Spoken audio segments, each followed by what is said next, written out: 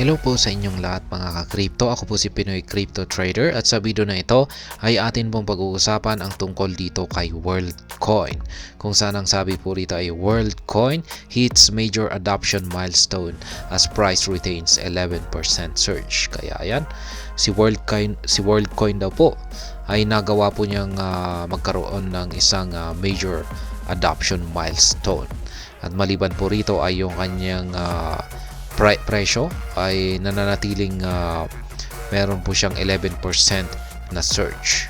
Kaya ayan, atin pong aalamin yung karagdagang detalye tungkol dito sa milestone na nakamit ni WorldCoin.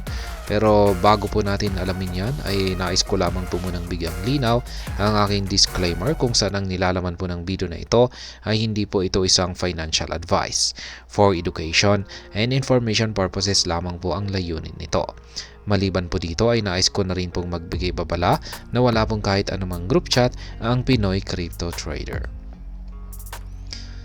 At ayan, World App hits 1 million daily users. Ayan po yung kanilang major adoption milestone. Na-hit na po ng World App ang 1 million na daily users nila. Ibig sabihin ay talagang ang tindi talaga ng World App na ito. Maraming gumagamit nito.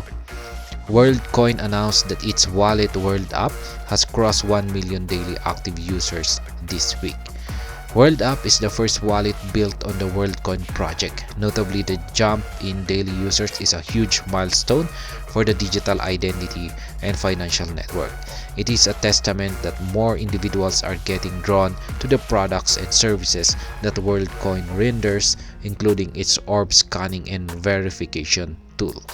Kaya ayan, ang World App po na ito raw po yung unang wallet na na-create or nagawa dito sa WorldCoin project.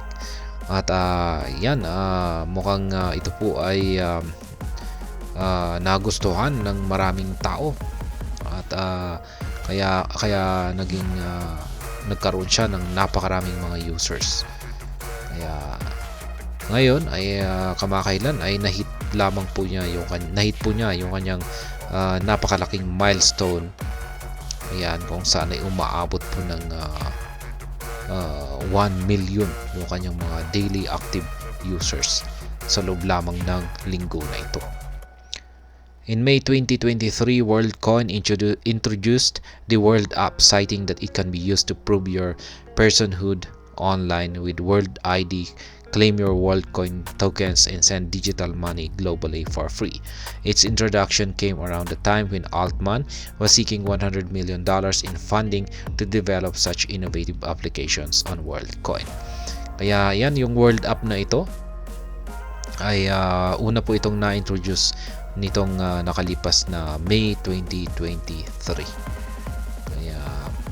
Kaya ito raw po ay pwedeng gamitin na yan, i-prove yung personhood online sa pamamagitan po ng World ID at i-claim po natin yung ating World tokens at syempre mag-send na rin ng mga digital money ng libre or walang bayad. WorldCoin growing amidst AI boom. WorldCoin has faced some challenges so far, but in contrast, the firm has expanded tremendously. Even after halting its iris recognition service in France, India, and Brazil, WorldCoin went ahead to launch its orb verification in Singapore. These high and low trends in its solution has not stunted the growth of World ID, which recorded a staggering 16,000 orb verifications in a day. Among the milestones that the Altman-led company has experienced in recent times is the parabolic pavement of the WorldCoin or WLD price. Within the last week, the token recorded more than 80% in profits. At the time of this writing, WLD was trading at $4.72 with an 11.82% increase in the last 24 hours. Kaya yan po ang token ni WorldCoin, ang WLD. Nakaranas po ito ng 11.82% na paglago nitong nakalipas na 24 oras. At ito po ay naglalaro sa presyong $4.72. The news of increasing daily users on WorldCoin's World App has left the broad community dazed. with some even more concerned about how it may affect OpenAI's latest venture, Sora. Sora AI is a revolutionary tool that can create videos from textual descriptions. The disruptive technology utilizes the capabilities of state-of-the-art AI models for generating visually captivating narratives solely from written prompts. It marks a considerable step forward in digital content development. Generally, it also testifies to the significant growth happening in the artificial intelligence ecosystem as well as the ever-evolving digital landscape, ushering in new possibilities for creative expression and technological innovation. Kaya yan, ang matinding project ng WorldCoin na naman. Yan, isa pong tinatawag nilang OpenAI. Yan, ito po ay isang OpenAI na tinatawag po nilang si Sora. Ayan, isa po ang Sora na ito ay isa po itong artificial intelligence para makapag-create tayo ng mga videos sa pamamagitan lamang po ng text.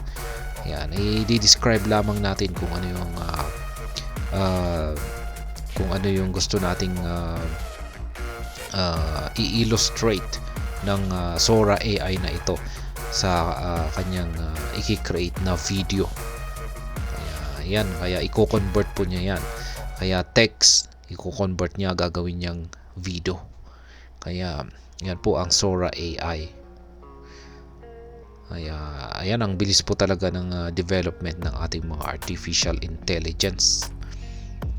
At ayan pong muli ang ating balita dito kay WorldCoin, kung saan ay nagkaroon na po siya ng nahit po niya ang isang milestone kung saan ang kanyang World app na wallet ay nakahit na or nagkaroon na po ng 1 million na daily active users. Maliban po rito ay yung kanyang token na WLD ay nananatili po siyang nakakaranas ng 11% na paglago sa kanyang presyo. At ayan, dito na lamang po tayo sa video na ito. Sana po ay inyong nagustuhan ang aking paliwanag dito. Kung inyo po itong nagustuhan ay pakiclick lamang po ang like button nito. Para naman po sa mga bago lamang dito, kayo po ay aking inaanyayahan para mag-subscribe. Pakiclick na rin po ang bell icon nito dahil ito po ang siya magsisilbing notification nito sa mga bago kong videos na akin pong ina-upload sa aking YouTube channel na ito. Marami pong salamat sa panonood, ingat po tayo lagi at God bless po sa ating lahat.